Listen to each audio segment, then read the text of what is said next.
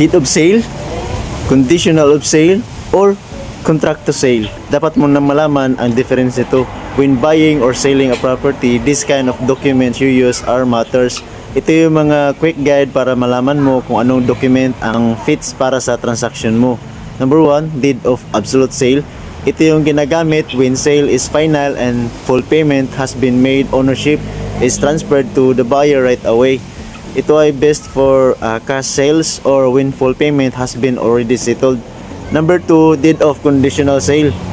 Ito yung ginagamit kung ang ownership is transferred immediately pero meron itong mga certain conditions. For example, ang balance ay babayaran ng installment.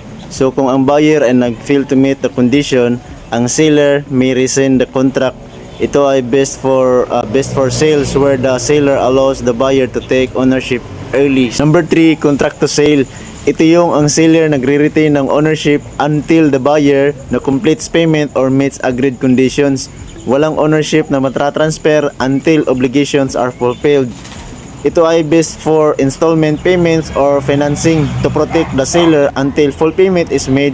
Remember, ang pagpipili po ng tamang documents ay makakatulong both buyer and seller. So dapat don't sign anything without understanding its legal effect.